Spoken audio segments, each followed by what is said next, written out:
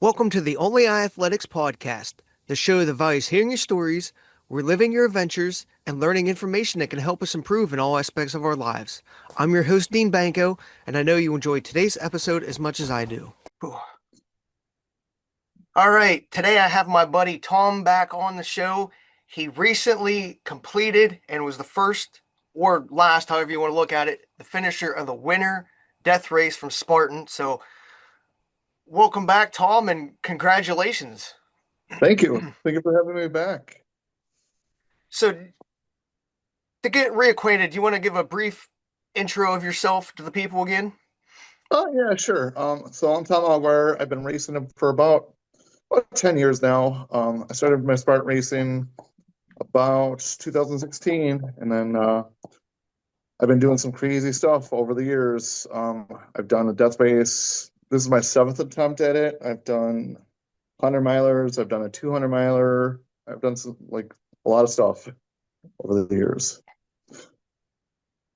I guess a good way to start for the people who don't know, what exactly is a Spartan Death Race? So the Spartan Death Race is like the ultimate mental and physical challenge. It is meant to break you. Like the whole race is designed just to break you in one way or another. They will find your weakness and they will exploit it. The whole purpose is to make you quit. They'll find a way and they'll make you quit. And Sort the of like a goal, military week. yeah, kind of. Basically, just do anything they can to make you quit. They'll try and get in your head. Make you do the hardest stuff possible. They'll make sure you're sleep deprived, lack of food. Just take everything away from you. So, I guess what drew you to the winter death race? Um, I came back from doing the death races. I took a big break.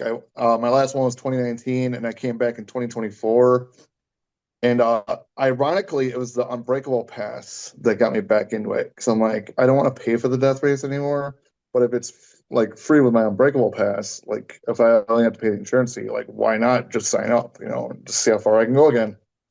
Um, it was basically since I live in Buffalo, and I'm used to the cold, so it's not like extreme for me. It's just a normal day for me.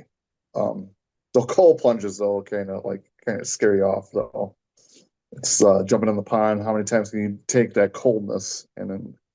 But I like the cold, so the winter death race is actually my favorite.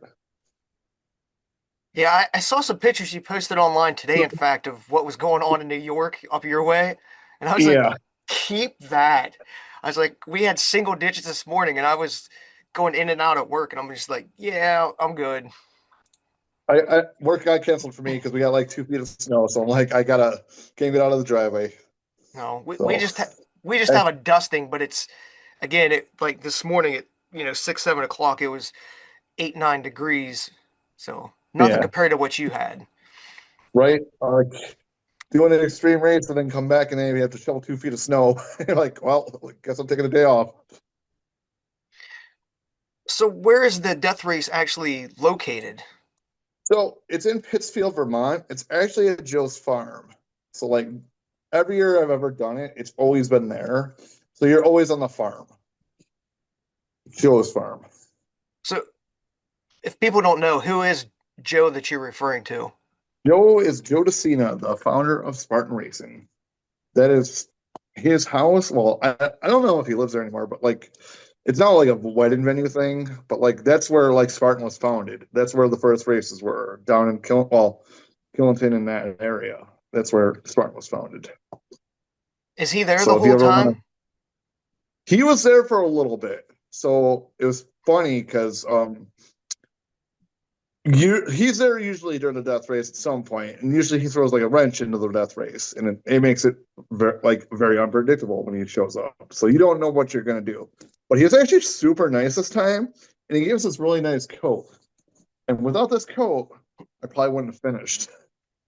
It was a game changer. But so he gave us those coats like kind of pretty close to the beginning, and then he came back the second day when we had the hurricane heat. People join us, and he's like, we're gonna chop down a tree now. So it's kind of cool. I got to chop that tree down with Joe DeCina. Well, I'm trying to think of how to really get people in, like, understanding what a death race is. So I guess one of the better ways to start would be how do you qualify or to get into the race? Do you have to do anything special? So you gotta apply to get in. Usually just doing I've been doing it for so long since the beginning of like since it came back. So like usually I just tell them, hey, I want to go this year, and they'll be like, okay, like cool, like they'll put me in. But like usually I think you have to do at least a Spartan Ultra, a Hurricane Heat, or even like I think on the waiver now or whatever the application, you could do like any kind of Spartan race and or even Tough Mudders count now too, I guess, since like Spartan knows those now too. So um, basically, you just apply. Usually, it's Andy Harding that will let you in, or tell you no, you need to do something harder to like prove yourself. So, I mean, it's you got to be willing to do it and willing to show up because a lot of people sign up, but not a lot of people show up. It's like this year. I think we were supposed to have 20 something people show up, and 15 showed up to the start line, and only 14 started. So So like that gives you like an idea of like you're spending I think it's like 500 somewhere around $500 to sign up for this. And like so like you're putting your money where your mouth is. Like either you show up or you don't. well, I don't want to like hint or take away from anybody, but so you said one person showed up but didn't start. I don't know what happened because like you're like there's so much chaos in the beginning of the race. Like because like the race doesn't even start until you get your bib. So like we showed up and the very first thing they told us is like after our gear check is like, hey, you're doing a burpee mile before you even get your bib. It's like you had to do a mile burpees before you even started the race. And then I don't know what happened to that guy. He just said nope, like because like you're doing your own thing, so it's like hard to pay attention to what other people are doing. 'Cause, like you usually you're so focused on you, and if you're not paying attention to what you're doing, then like you're probably screwing up. Do you know how many burpees you did to get within that mile? I have no idea. I just know there's a lot of burpees in the snow. Oh, in the snow. So Oh yeah. how do you know how deep the snow was up there? So when we started the race, it was actually pretty warm. You're talking it was probably like in the upper 30s, almost maybe even probably close to 40 degrees. So like that snow was like slushy. So like it was probably like maybe 8 inches deep to start, but like it's hard to tell because like that like the stuff underneath was packed down so good.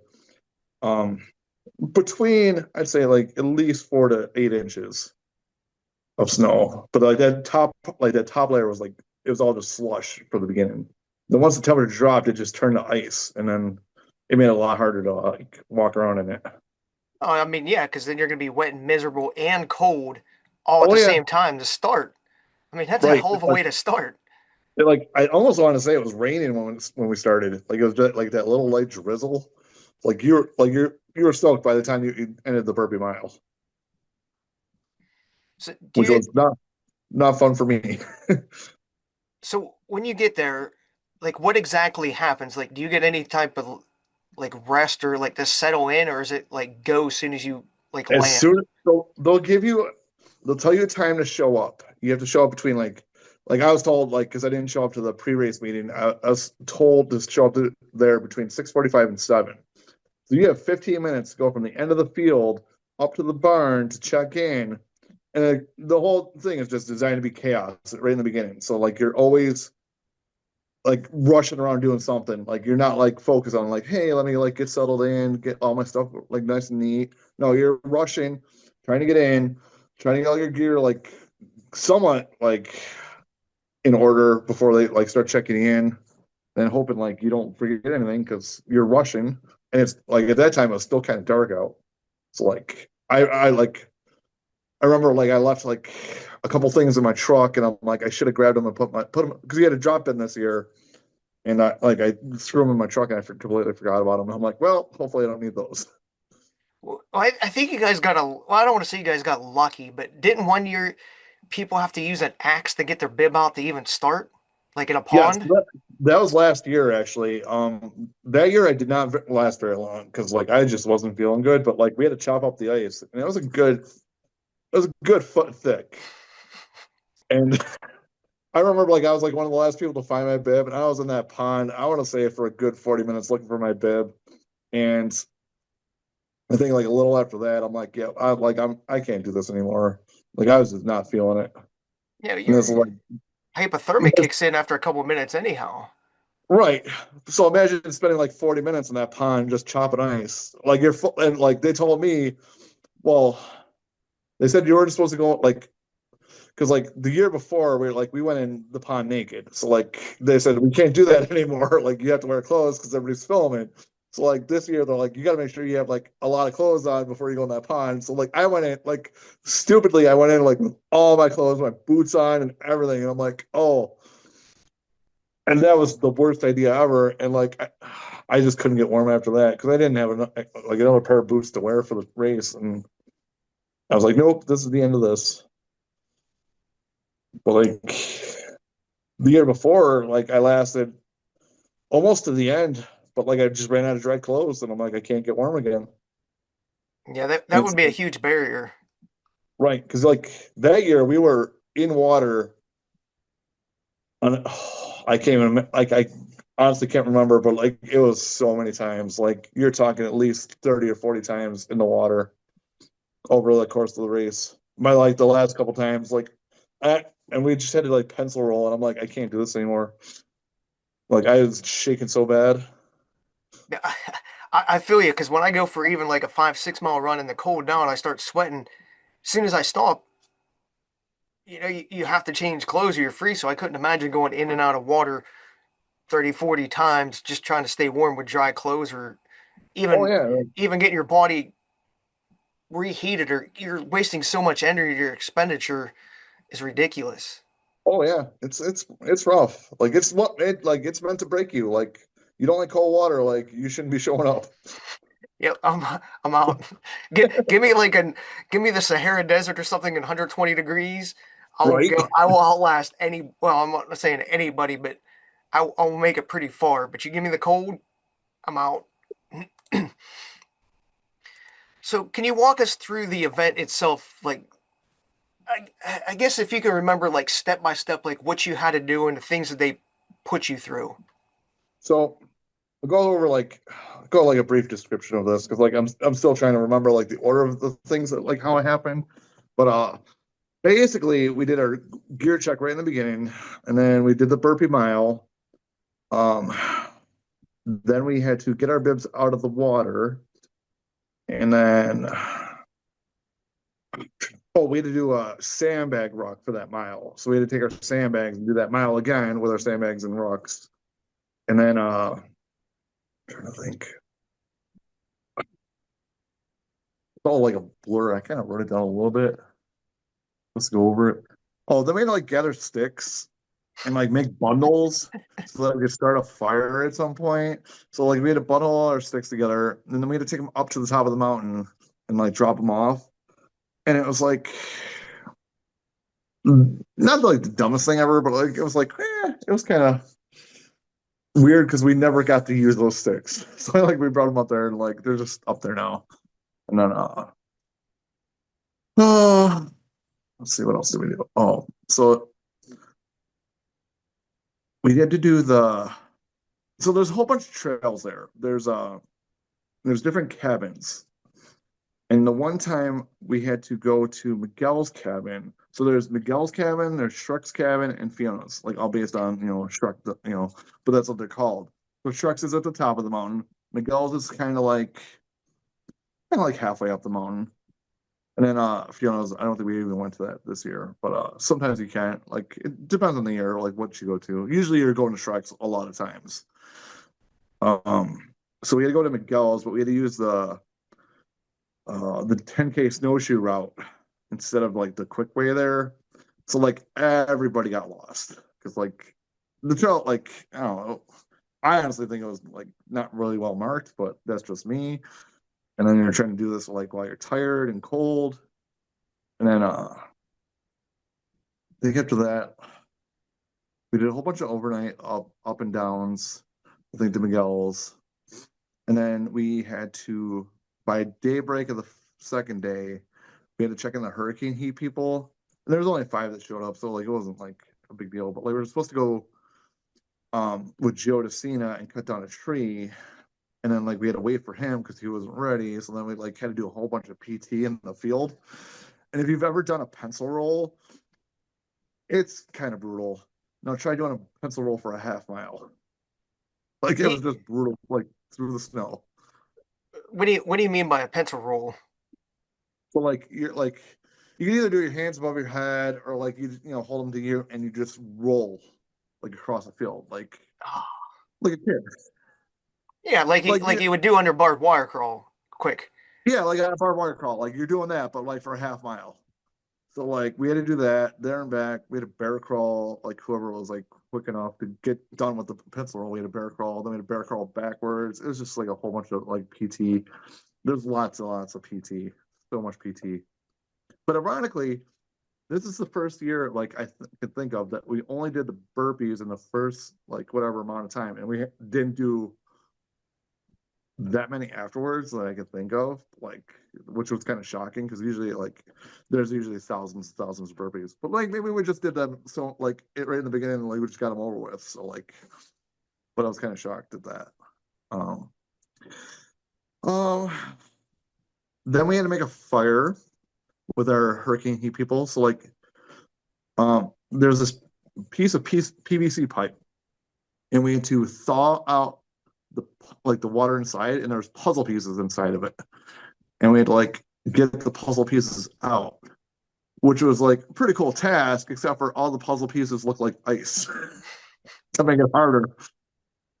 So you're melting the thing and like trying to like get them out, but like you can't melt the pieces because like you'll melt, you can't put the puzzle together. And they all look like ice, and you're in the snow trying to like sort them out, and they just look like ice. So it's like it was pretty cool and pretty brutal at the same time. Um, and at like certain points during the race, like we had to make a slingshot and we had to use it. I don't know if I wrote my number, but so it's like we had to use a slingshot and like um just like hit we had to bring a sign and we had to hit the sign with the slingshot. So it was up to you what sign you wanted to bring. So if you brought a small sign, you were kind of screwed because like it was a harder target to hit. So, like I brought this huge sign. Um, I'm gonna have to post it later. It said, "Do not pet the fluffy or do not pet the fluffy dogs," and it was bears, so it was pretty cool. And, like everybody loved my sign, but like I couldn't hit that thing to save my life. So, but it was pretty fun. Well, I mean, that's a gamble So too because if you're required to bring something, are yeah, you they going to don't have to tell use you. it? Yeah, if you're going to have to Yeah, use they it, don't they don't tell you what it's going to be used for. So you bring a big sign, or it could screw you over because you got to carry it the whole time. Or you bring a small sign and like you're doing target practice with it, and you just screwed yourself over. Because like that was one of the later in the races, that was one of the challenges is you had to hit the sign. If you didn't hit the sign, you had to fight for your bib to stay in the race. And I was kind of screwed at that point, and that almost knocked me out of the race because one, my slingshot sucked, and then two, they had these challenges during every month that you have to do to like to make sure that you're committed to doing a death race. But like I had only signed up a couple weeks before, not even knowing I was going to do it, so I didn't do any of the challenges.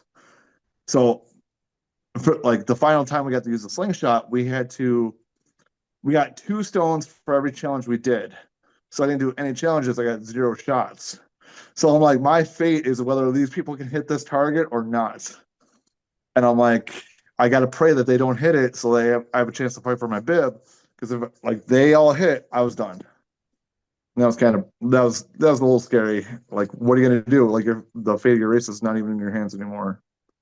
Luckily, like a whole bunch of people missed, and I was able to fight for my bib, and I won. And then I was able to like turn it around from there. And that's now where like that's where like the race turned around for me. Like I was doing pretty good to begin with, but like that's where like I like started to like branch out and like actually get like ahead in like the challenges that we were doing at that point.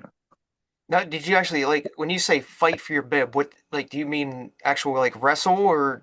So we had to go in the pond. There's five of us at the time. There's five of us that had to go in the pond. You had to do 30 seconds underwater. Whatever amount of time it took you to do 30 seconds underwater, um, the first couple people that finished first got to keep their bibs. So when we got to the pond, one person dropped right before, and they're like, "That doesn't count because they didn't go in the water." And it's like, okay, now we're down to, I think we're down to three people. No, we were down to three people at that point. Yeah, because four of us had to fight for it, and then three of us went in the water. So I like only two of us were going forward in the race because they only wanted four finishers at that point, like in the race. Um, Luckily, I beat the other person by like a second because like I hate going underwater. It doesn't matter how warm or cold it is. I just hate being underwater, and I beat that person by a second, and I was able to stay in the race for that. And then that person was done. So then there's four of us for the final challenge that we had to go to. We had to make a fire, and then we had to go to Miguel's again. And I suck at making fires, so like I got a big penalty because I couldn't make my fire. And like that almost knocked me out too. I wasn't very good at like land navigation, and I wasn't like because the other two people got lost completely. And I don't think they even made it to Miguel's cabin. So like that was the only reason I made it to the finals is because they got lost. And then it was three of us in the finals to go to Shrek's. We had to go up to the top of the mountain, and we had to look at an origami wolf. So you had to make an origami wolf off of like these pictures and like instructions. And I'm like X amount of hours into this stupid thing, and I'm like, I'm never gonna remember this. Like, but it's like you got to do it. So like I go down and I make it, and then like Andy's like, "Is that your final answer?" And I'm like, "Yeah." She's like, "Are you sure?" She's like, and I'm like, "Yeah." I'm like, she's like, "All right, spin the wheel punishment." I'm like, "Oh, I messed it up." Like now I gotta go back up to the mountain and do this again. I'm like I don't know how much more I have left in me at this point. And so I spin the wheel and I have to do 5 laps across the pond with a piece of ice bigger than my head. And I'm like, all right, I'm like, all right, like trying to mentally prepare myself to go back in the water. And I'm like, all right, I can do this. And I go to like the edge of the pond and I start breaking up the ice. And I'm like, and my hands just hurt from the water. And I'm like, I don't know if I can do this. And I'm like, trying to break up a little bit more. And I'm like, I can't do this anymore. And I'm like ready to quit. And like this year we had coaches, which like was nice. But I personally didn't have a coach. So like one of the coaches was still there with me. And he's like, hey, you need to finish this. Like, just get in the fucking water. Just get in the water. And I can't. And like, he's like, get in the water. I'm like, all right, like, fine, I'll go in the water. So like I grab a piece of ice, I'm like, start swimming. And I'm like, that's not swimming. And I'm like, I can't swim. Like it's like 6 inches deep. Like, how am I gonna swim in 6 inch water? But like so like I'm like crawling across the pond and like this point I'm like completely naked except for my bib. Like I didn't want to bring any clothes into the water. They're like, you got to stay underwater because like no one can see you when we're filming. I'm like, all right, like trying to stay as low as I can in the water so they can't see anything. And like I do like my 2 laps are like because it's like there and back is 1 lap, and I'm like, oh my god, like I do this like 10 times. I'm like ready to like you're shaking so bad because like it's so cold. I'm like, I gotta do this. Just like don't think about it and just keep going. And I finally get done, and like I get out of the water as fast as I can, and like they had a skull like sitting like right as I was walking up. And like at that point, like you're delusional. Like you're like, are you seeing things? And I'm like, I thought I was just like, oh, like that's cool. Like, is it really there or is it not really there? And like so I walk up and like I'm like trying to get dressed as fast as I can, like trying to dry off and get dressed as fast as I can because like I am shaking so bad. They're like, dude, you just missed your skull. And I'm like, what are you talking about? They're like, you finished the race, pick up your skull. And I'm like, you guys are just messing with me now. I'm like, like, there's no way I just finished. Like, I gotta go back up to the mountain. They're like, no, you finished. Like, here's just going. I'm like, no way. Like, you guys are messing with me. Like, stop messing with me. Like, I can't take it right now. Like, no, here you go. And I'm like, what? Like it was just so emotional at that point. Like, I did it. Like, and it was the most like euphoric feeling because like it didn't even feel real, and like it still kind of doesn't really feel real. Like that I'm the only finisher this year. It's like last year nobody finished, so it was pretty cool. So what happened to the other two that were on that origami thing? So they did not finish in time. The time limit was noon, and they didn't make it back in time. So like I was done at like 8:30 ish, and they had another 4 hours or something, whatever it was. And the one guy got back, but he didn't get back till like 12:30 or 12:15 or something. I think it was 12:30. Like, didn't make the time cutoff. Now, I was did like, you actually screw up yours, or were they no, just I got it messing with? right. I got it right. All right. Jim was like, look at it. It's like you had it right. Like then you like started messing with it again. I'm like, she's like, just stop. Like she was trying to stop me from like fiddling with it because like I had it right. She's like, that's why she's like, are you done? Like stop. Like you have it right. Like she didn't want to say I had it right. I think because like I'm just like I'm so tired and I'm like trying to do it and it almost felt like an out of body experience because like I'm like doing it and I'm like I suck at origami. Like I can't remember the directions, but like I just remember like just like closing my eyes and just trying to fold it, and, like just like trying to remember as much as I could, and like I got it right, and I'm like, how? So the spin wheel of death was just another way to screw It with was your just like, mind. yeah, it was just like the final thing because like as we're walking to the pond, she's like, "Do you have another 12 hours in you?" And I'm like, if I have to, I guess. Like I really don't want to, but like it's just that mental thing. Like you, like how much more can you take? And that's How like m- the how basis many of the days difference. was this? So I think it was just 2 days. So usually it goes three, but like this year, it's like the winter one usually goes a little bit less. So I think it was like 50 something hours, just a little over 48. Yeah, because that would make a huge difference. Now, do you get sleep breaks at all, or any type of breaks for like food, or is it just you have to finish your task and hopefully you have time? So you could take breaks as much as you want, but it cuts into all your time of your tasks. So like if you have to go to the bathroom, that cuts into your time. If you need to eat, that takes into your time. If you have to like if you want to sleep, go for it, but it's going to cut into your time. Like there's really no time for sleep. But and if you want to, you can. It's just going to cost you. So let's just say you have a revolution. I guess is that what you would call it, Yeah, uh, like an or just evolution task? or like a task, whatever you want to call it. So if you have Like say 4 hours to do it, and you can get it done in say 20 minutes, or you could yeah, like, they'll find something for you to do as soon as you're back. all right, so you Like can't just like rest and yeah. yeah, so like even if you finish first, as soon as you're back, they're having you do something else. So it doesn't really pay to be ahead for the most No, part. you're always doing something. Like it pays to be ahead because you're on to the next task, so you don't have to do that task. Like you're not like spending time on that task. You got to remember, you have to get all the tasks done before the end of the race. Oh, So so if you like, you don't have to wait for that 4 hour period. You could actually yeah, go on. Yeah. yeah, they'll make you do something else. Oh, all right. Well, like here, you're going to the next. Like when I finished the Miguel's for like one of the final times, I had to do a PT test after that. So like I went right into that.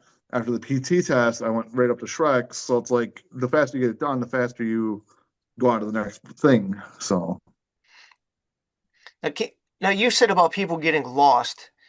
My first thought was, couldn't you follow tracks to a certain like way, or do they make you go different ways all the time?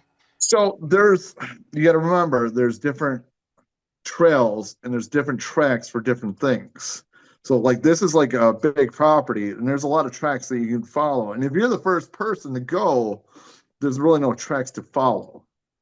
So like that was the other problem is like if you went a certain way, there might not be tracks that way. So we get to watch out for that too. Yeah, that makes sense because that's what I was thinking. I was like, because you said two people got lost. And I was like, well, if you know you were going to this cabin, I would follow the same way I just went. But like you said, So if there's many different ways. that's the problem is they went the original way we went, which was the long way, versus going like the straight shot, like the way like if you were like doing like the summertime, you could actually see the trail. Like that was the other problem is like these trails are all covered in snow. You can't really see where they are. Like that was the other like bit like probably the hardest thing this year is like the trails weren't like visible unless like you knew where they were. Well, that makes more sense. Well, I guess if you got more snow too, that would hinder it. Yeah, yeah. There's a lot of snow and there's like no tracks to see where the trail is. Like you're kind of just like hoping you were on the trail at some point. So, what would you say got most people to quit, or got them to made them hung up where they had a drop or they got dropped? Either the cold or the cold, like going in the water, like that knocked a lot of people out. Because there was a few times there's a few, well, what was it, like 3 or 4 times we had to go in the water? It was a lot, but like you're in the water for a while and like it's painful. Like, especially getting out, like you are shaking so bad. And sometimes it's hard to like warm back up and like go on to the next task. Like you're just like the shock of it is like it's excruciating.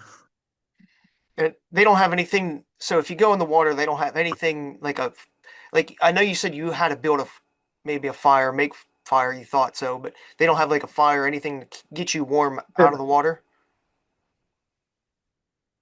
No, because you're by the pond. There's nothing to warm you up. Like you just have to get dressed.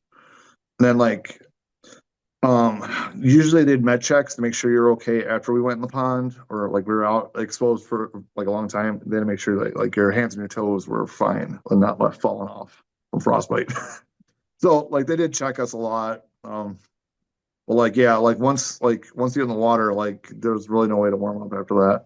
We did have a fire going in the base camp, but like it was few and far between that you actually got to stand next to it. Like you might get like a minute at best. Well, how many clothes changes did you have, or were you able to do? So I only changed my clothes twice. Um, the first after we did like the first I don't know like 6 hours, I changed my clothes, and then like probably like 20, probably about 24 hours. Then I changed my clothes again, and that was about it. So like I only two clothes changes. So So when you went in the water and stuff, you basically kept the same like wet underwear on the whole time, and so I wore underwear the first time, and then the second time I did not. Like I like so like my underwear got wet, so I took them off and I just put them in my ruck. So by the second time we had to go in the water, I just went in with my pants on, so I had to take my pants off, and that's when I switched pants, so like I didn't have wet pants on. And then like at some point my underwear drew, like they dried off, but at that point I didn't put them back on. I'm like I'm like I felt warm. Like there was points where I was sweating, like I was so bundled up, like that I was actually sweating. well, that was going to be one of the things I asked. Like, how did you actually stay warm, and what did you wear? I know you got that. You said jacket behind Yeah, you, but what yeah. else did you wear or have on you that allowed you to stay warm? So it was funny because like with that jacket, like I had no shirt, no jacket, no nothing underneath that. I just had that jacket on, and then I had snow pants on, and then just a pair of boots and I think two pairs of socks. But like that's all I had on for like the bulk of the event. Like no So hat or anything like that, like a gator, so I had like I don't know, what do you call it? Like the things like you put like on your head, the like I don't know, that Bakalov maybe thing. yeah, but like it's like oh, like the stupid things you get from events and like like I just use them to cover my ears, so like that was good enough for me. I had gloves on, but like I think I had to change my gloves like probably like 3 times. Only because they could get wet, and like they just freeze. Like you couldn't put them back on because they were frozen solid. Well, what kind of gloves did you have? Like what brand or whatever were they? Oh, I know I went to like Treasure Supply to buy a pair. I went to Walmart and bought a pair. Like they were just like they weren't very good gloves. Like in retrospect, next year if I go to do this again, like I'm probably gonna get a better pair of gloves for this because they didn't like every and then I had like scuba gloves to start the race, and those got wet so quick, and like my hands just froze, so I took them off like probably within the first hour. Yeah, But like like, the neoprene, like I have beleg mints that I usually run in. yeah, You remember them? But then as soon as they get a little sweaty and stuff, like they heat your hand up. You have to keep your hands out most of the time, not even yeah, wrapped. But then they get crusted, and then your hands freeze because the neoprene just, even though it keeps you warm in the cold yeah, conditions, it sucks. right. Oh, so like that was my big like that was probably the biggest thing I'd change about this race is like my gloves because like my hands were fine for the most part, but like man, like I had to switch out gloves way more than I should have. What about your like boots? It was just like boots and socks. So I started the race in a pair of trail shoes. And I went to Boots right when I changed clothes about 6 hours in. And then I switched those and I'm like, I just went, they're like a cheap pair of snow boots I bought from Walmart, but like they worked. Like I already had like these super fancy, nice like boots, and I'm like, I'm just in a pair of Walmart boots. Like this is what I can afford for this race. So like they worked. They kept the snow out of my like off my feet. So like it worked. And that's probably another thing I'd probably think maybe think about changing for next year. I don't know. It's that's debatable at this point. Maybe better stocks. And like my feet, like all things considered, being in the water in the cold that much, like my feet feel pretty good. Like there's no frostbite. There's no like really like, and besides the wear and tear of doing like an ungodly amount of miles in snow up and down a mountain, like they're actually pretty good, all things considered. Yeah, well, I know I just said about neoprene on your hands, like the beleg mints, but I use like toe warmers that are neoprene that you can get off of Amazon for like $10. They Yeah, actually work pretty good even when they get wet. That might be something to try. I had waterproof socks on at some point, but like I think I switched them out. But like my feet were never really cold. Like all things considered, my feet were never cold. Um, I had wool socks on. But like I do want to try those alpaca socks at some point, like especially if I'm gonna keep doing like this kind of stuff. Even for like the hot weather races, like I almost think that'd be a good idea. So like that's definitely one thing I want to try this year. It is like I just didn't have time to find some, but we're gonna try that next year or later this year maybe. Besides like the clothes and like boots and stuff like that changing, would you change or switch anything else? Um, I definitely did not bring enough electrolytes. Um, I probably brought enough for about like 30 hours and but like I tried to use them as intermittently as I could, and I just cramped up so bad. And luckily, other people like had stuff. Otherwise, like I probably wouldn't have made it as far as I did. So like that's another thing. I got to make sure that I have enough electrolytes on me, even though it was cold and I really wasn't sweating that much. Like I like burn through electrolytes because like usually I don't eat during races, especially like something like this. Like I really was shocked at like how little I was eating, but like still doing so good. But it's like I needed electrolytes. Because like the running joke is like I ran the whole race on 2 apples, which I really didn't. But like everybody just see me with the apples, and they're like, "Oh, you're racing with 2 apples." Because like usually like when I do ultras, like that's all I'll have on me is like I'll just 2 apples. So, what did you take to eat besides the two apples? Um, so I had Sour Patch Kids, like a little baggie of them. A couple like things of applesauce, peanut butter and jelly, like wraps. I don't do the Uncrustables, but like I'll do those carb balance, like tortilla shells or whatever they are, and I'll just put peanut butter and jelly on those. But like everything froze, so it was hard to eat. Like I had to keep opening them on my pockets so I could warm them up. And like I had a couple of like chocolate milks, and that's about all I had. I think You I think of trail mix. you were sort of just like going in and winging it then. Oh yeah, like I did not expect to get that far in this race. Like I'm like just showing up for fun. I'm like, we'll see. Hopefully I do better than last year. But like honestly, like going into it, I did not expect to finish. How would you normally or want to prep for something like this? I do a lot more cold weather training. It's like this year, like going into this, like I did not have enough training. Usually I do like cold plunges or stuff like that, or like get miles on my feet. Like I only ran for like probably the first like the last 2 weeks before the race, like trying to get something like some semblance of like conditioning so I can even do this race. Like I was hurting. I did the DECA World Championship last December in the Spartan trifecta, and like I was just hurting after that, and it was just hard to run. So I'm like, my training like going into this was like, well, we'll hope for the best. But like, if I go into it next year, like I definitely want to be more trained for it. Yeah, maybe And not that's like, sign up a couple weeks ahead of time. Maybe you'll plan for it right, for like 3, 4 months out. right. That's like going to the race. Like I didn't have a hotel. Like I'm like go like I'm driving there like hoping to like room with somebody. Like luckily like they let me into the Airbnb. And I'm like thank you God like because I had no plans. Like it was all winging it. Now, how would you compare the two races that you finished in 20, what, it was it 2019 and then this year? Yeah. So 2019, I was in a lot better shape like physically. And like that year we were on teams, so it was a lot. Well, because you have someone like keeping you accountable. So like you want to go as far as you can with them.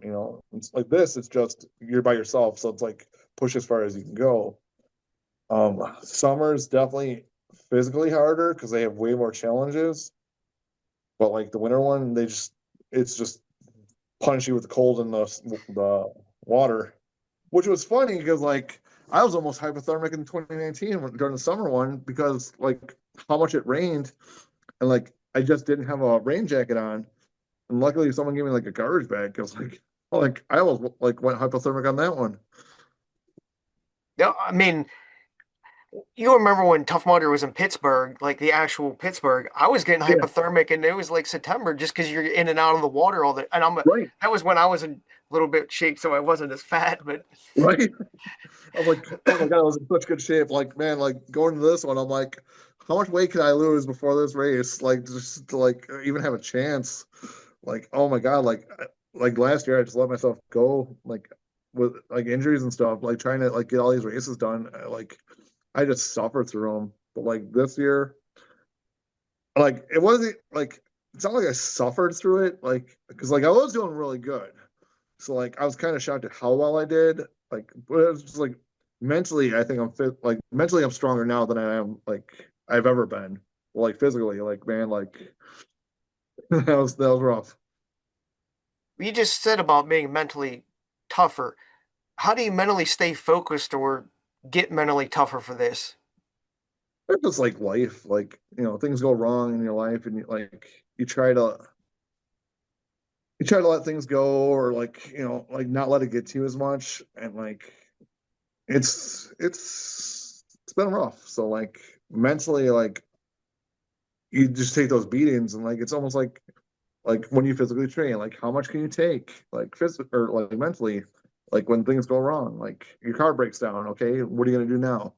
You know how to fix it, or like job, like your work, like you just like it's like the worst year of your life at work, and like what are you gonna do? Are you gonna get a new job? Like how like you have to go to work every day. You have to make money, so it's like that mental like if everything like went wrong at the same time, like could you mentally handle it?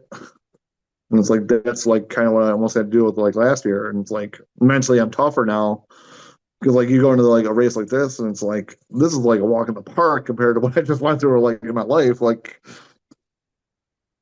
Well, when you hit that low, I mean, everybody hits a low point in a race, over 24 hours. yeah. So when you hit that low point during this type of race, what do you tell yourself to bring yourself out of that? Or what's your driving factor to say, hey, I'm better than this. I know I can keep going type deal. So with me, like in these, I know like when you hit that lowest spot, like it's like okay, what are you gonna do when you quit? It's like, are you done? and it's you got to figure out like, are you actually done? Like, are you done doing this, or like, do you have a little bit more in the tank? Like, a little bit more suffering. Like, especially like when you know you're doing the overnights. Like, can you just make it to dawn? Make it to sunrise. Make it to sunrise. Like, it'll get better once the sun comes up. You know, like you try to put those like little goalposts like ahead of you. Like, you don't have to do the whole race, just a little bit ahead. Like even like a marathon. Like you're doing 1 mile at a time. You know, so like you try to put that little like that little goalpost in front of you, like get to that goalpost, then like reassess. So like this year, like I really didn't have to deal with that. It was kind of shocking. I'm like, just keep going. Like I didn't really hit that wall until the end. Once I hit that wall, I hit it hard. So, but I was kind of shocked at like how I never like really hit that wall. Like I tried to stay positive the whole time, you know. Well, I mean, I guess a big thing would be you've been there before, and you know you're able to. So you sort of have that confidence in the back of your mind, even though you may not want to keep going, but you know Right. you're capable of doing it. Right, and that's that was been the biggest thing for like the last couple death races is like I know I have more in the tank, and like you get to a point and you're like, how much can I physically take? Because like I still gotta go to work on Monday, you know, and like a lot of people like they work office jobs, but like I work outside and like I'm carrying heavy stuff, so I'm like I gotta be able to work. And like, where's that line of like, where, like, how much can you physically take before you quit? You know, like, because I still got to make a living at the end of the day. Like, cool, I got a skull, but like, that's not gonna pay my bills, Oh, you never know. right? Well, not like there's hope, like like because ironically, I'm like in this contest for the muscle and fitness to like try and win that for the year, like to be on the cover of that. I'm like, if I can win that, that's $20,000, and I'm like, that could give me a few races, Yeah, hey, you never know. I mean, keep doing hard shit. All it takes is right? that one person that says, "Hey, I like this person over this person." Right. We'll see. Like, but like I do this for fun at the end of the day. Like, this isn't my job, so like I do it for fun and just to show people like, hey, like if you put your mind to it, this is what you're capable of. You know, So, would you say you're still learning a lot, or do you sort of have things figured out now? I'm still learning every race. I'm still learning something. Even like the short races, like even like doing a 5K, like you're still learning. Like, hey, what can I do differently? Like nutrition wise, running wise, training wise, like to get faster. Like someday I hope to be as fast as you. It's like, man, like you crush these things, and like I'm just like, I just hope I finish and not last. Well, I tell people I'm more lucky than good. No, you have so many wins. Like Well, that's it's good. it's not luck, Well, yeah, you never know when those high school track stars or college elites come, and right? it's just like a Spartan race. You never know when like a Hunter McIntyre comes out of retirement, or Ryan Atkins or Lindsey Webster just Yeah, decides to show up. right.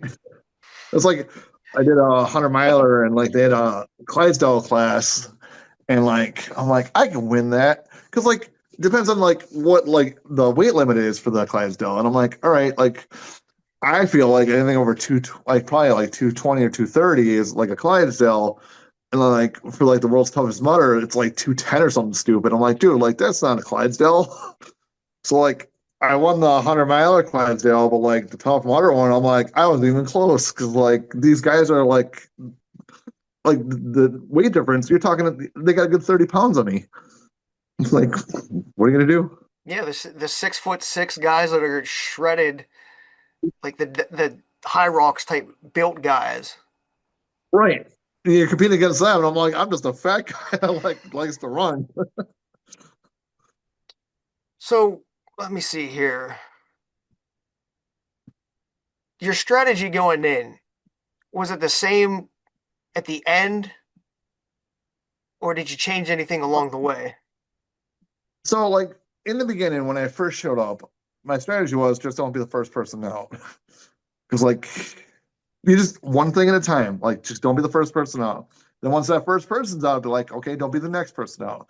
Then like don't be the next person out. And once we hit that water where I had to fight for my bib, I'm like, I'm gonna finish this. And my strategy changed to like, okay, now I gotta like put like actual work into it and like start like because like I have a shot at finishing this. Like that's like you can see the finish line. Like it's pretty far out there, but you can see it. Like you're a lot closer once there's only a couple people left in the race. Like okay, now I got to start like make sure I don't screw up, make sure I don't like bonk, make sure I don't get lost, like stupid things like that. Like okay, now like time to focus. Like stop screwing around. Because like a lot of times, like during a race, like I'll screw around. Like I like to joke, like and like I'll have fun with it. But like now, like I kind of got to dial it in a little bit. Like I should like start trying because like the finish line's in sight now. Yeah. Now, one thing I just thought of. So this was just basically a last man standing type thing, or would you say if let's just say everybody quit except for you and within like 12 hours, would have screwed around with you for another like 24 or 36 hours? Or would you just been Probably. all No, right. they probably would have screwed. Like it would have like because it's not supposed to be a last man standing.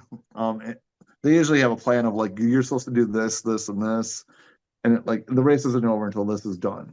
Like they're not gonna be like, okay, you're the last person here, you're done, you're finished. Like even like last year, like I really didn't super pay attention, but like nobody finished. So it wasn't like, hey, you're the last person and you finished. No, it's hey, you didn't get the task done. The race is over, you lose. All right. It's Oh, like yeah. people think about that and they're like, oh yeah, it's just the last man standing. No, it's they haven't. I they can't even sit like for sure. Like sometimes I feel like they have like X amount of people are going to finish and they'll try to shoot for that, but like you never know like how many people are actually like they have in their mind are going to finish this race because they tell you in the beginning, oh, like 12 people are finishing, but like that's not true. You don't know until the end. Like they'll put out the 12 skulls and be like, hey, this is like how many people are finishing, but like it's all a mind game. Like until you get your skull in your hand and you finish the race, you don't know how many people are finishing. So that the white skull behind you is the one that they give. So this is the one they give. All right. I had all my friends sign it that were there, like with me at lunch. And then this one my friend made for me. Well, he didn't make it for me, but like he made it. And so this is the hex that you get for finishing the death race, or like being there, I guess. But he made this, like he had it custom made for the finishers. And his name's Nathan Lambert. And like he had these custom made, man. They are so freaking cool. Like I honestly like this skull better.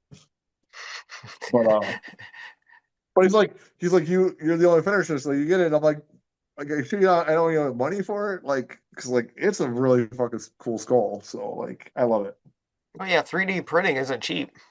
right? And like it's a big one too. Like he made smaller ones, like he sells those, but like this one, like it's probably like three times the size of the other ones that he makes. He's like, yeah, I made it for the first place finisher. It's like just ironic that you got it. Did you know anybody else there? Yeah, I knew a few people there. Jamie, Bull, Sabi, my friend Steven, um, Joe, and oh my god, Christine, and I think who else I knew there. And there was like that's the fun part about these is like you do these with your friends, and like there's always somebody there. So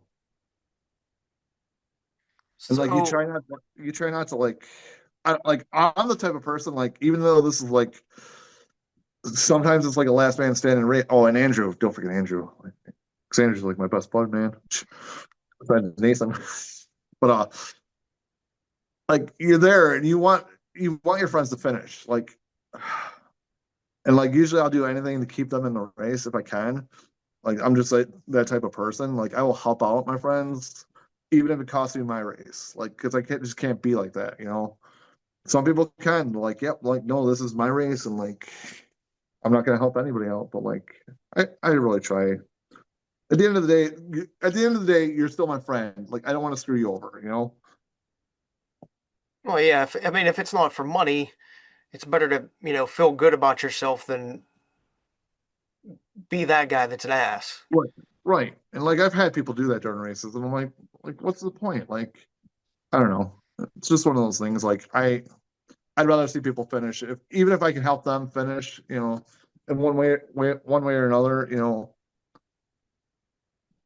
Yeah, It just makes more sense. right. And like you try to keep them in the race as long as possible because like if you help them, then like they'll help you too at some point, like you never know. Or they might not. It's like at the end of the day, like I'm gonna do the right thing. It doesn't matter if it like costs me the race.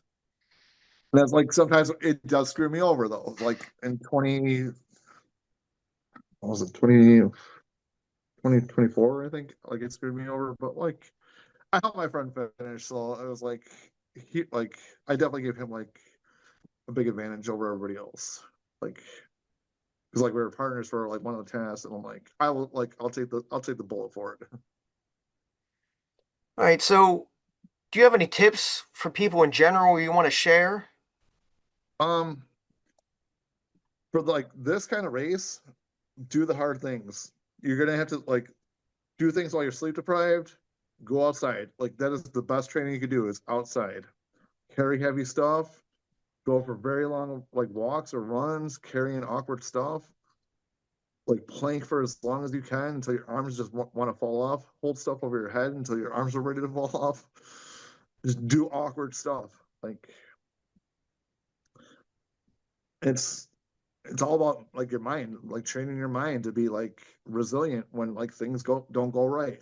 Because things will not go right during this race. Like do things hungry, do things tired. Cause like there's points in the race like I don't know if it's necessarily any death races, but like imagine going 24 hour like during the agoge, like going 24 hours without food.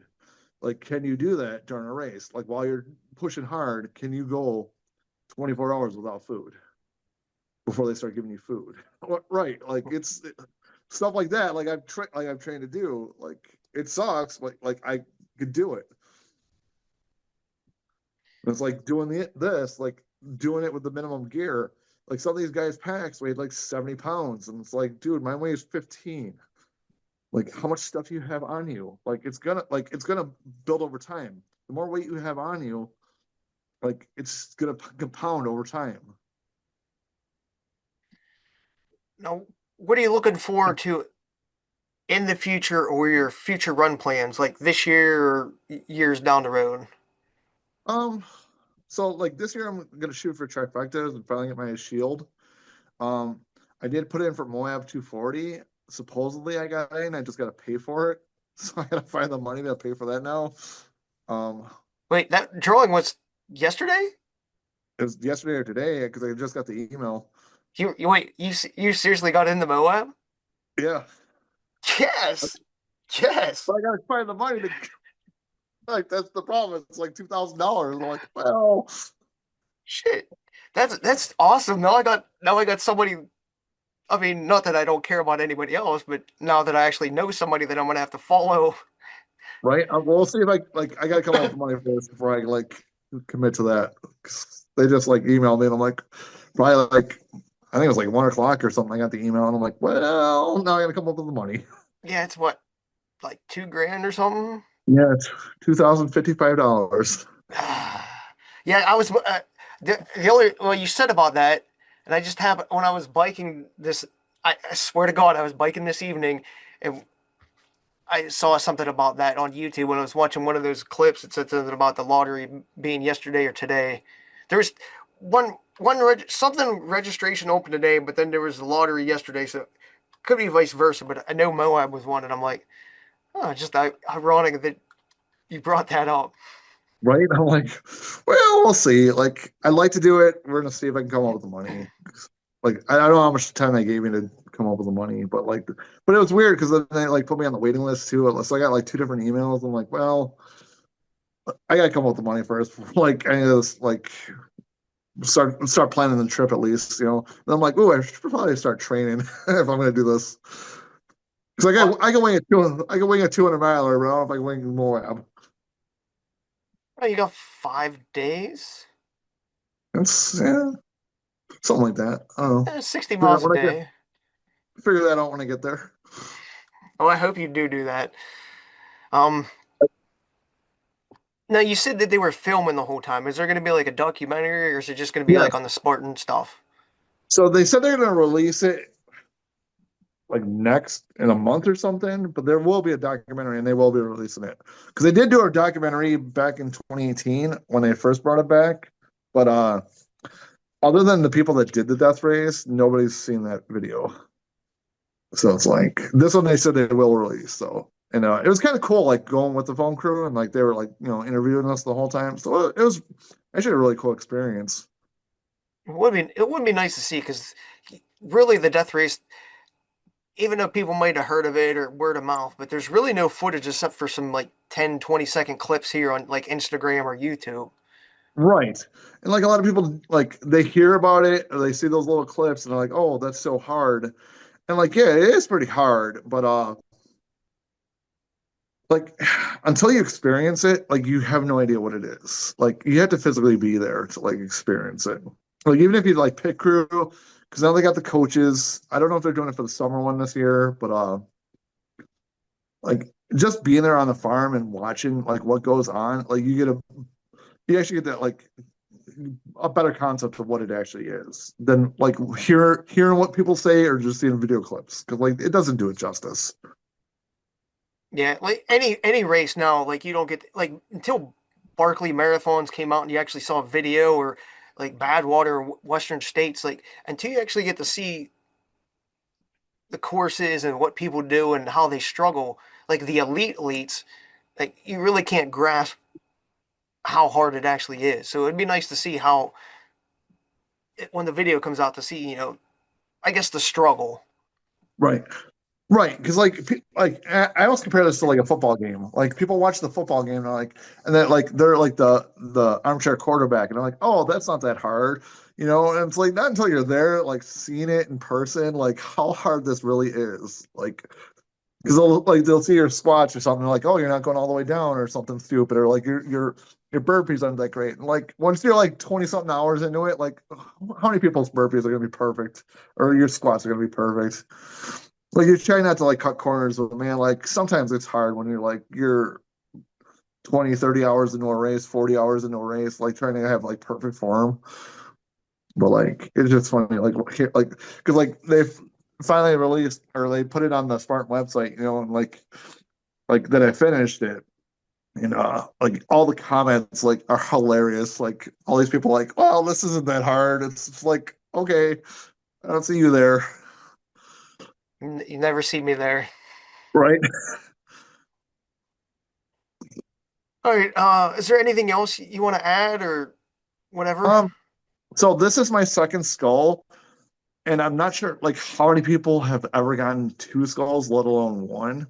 So like I think that was a pretty big accomplishment for like, which is funny because like last year I did the gauntlet race, which is kind of run by the same people. Like it's Matt and Andy. And like I love Matt and Andy. Like they're like super good people.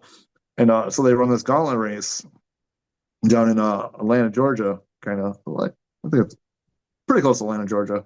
So like last year I did it with Abby Lambert. So like it's me who's 6'3", and Abby's probably like not even 5 foot. And like we're like the most awkward team, and like it was pretty cool, but like we got second place in the whole race. Um but like if anybody ever gets a chance, check out that race. It's definitely fun. It's kind of like the death race. Like it's kind of like that, but like, definitely give it a shot. And then I don't know if you guys have like ever done the teddy bear crawl. Like if you see those at the Spartan races, come and do one. It's for a good cause. No. What is that then? So it's by Mark Haverland, and he'll do a bear crawl on Sunday, and like you pay whatever, like you donate whatever amount of money. Like usually I do like $20, like if I have the chance. And then the money goes towards teddy bears for children's hospitals, and they'll give the teddy bears to kids. And so Sunday morning before before like the races, they'll go on the kids course and we'll bear crawl the kids course. Like you do as much as you can. If you don't want to bear crawl, you don't have to bear crawl. But like you do, like if you want to bear crawl, you can. Like I usually do a little bit. Like it's for fun. It's for charity. But like it's definitely something cool to look out for. The first one is actually this weekend in Paris, California, for the first Spartan trifecta of the year, and I'll be there for that too. Nice. All right. Well, I guess that was a good ending. So I guess we could leave it at that. I want to say congratulations, not just finishing this year, but being a two-time finisher. Because I mean, I don't. I mean, I understand how big of accomplishment that is, because when I look at it, because it's something that I would never attempt or do. So like it just sets it like such a higher level like of a great accomplishment, because when I have friends that are able to do something like that, it just makes it more special to be able to see them achieve such a monumental accomplishment, not just once but twice, and then go Right, back multiple times just to test themselves. right. Like once I get that second skull, I'm like this, like there's always been that like I've been so close, but like it's just out of reach and just out of reach. Like because like every death race is different, and sometimes like it's not your year. So it's like everything kind of worked out for me this year. That like I was able to do it because like man, like going into it, like I had chips were stacked against me for this one.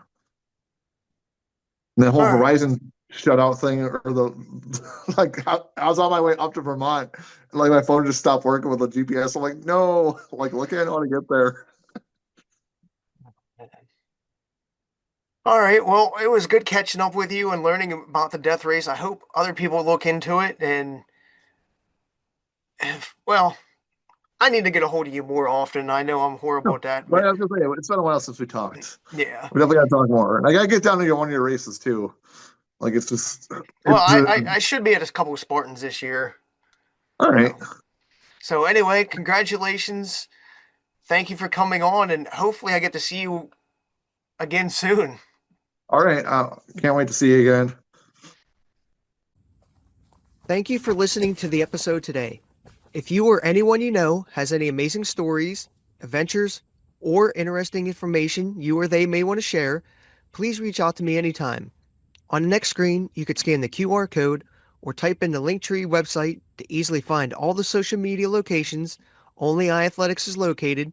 Take a second and hit the follow button as you visit each one.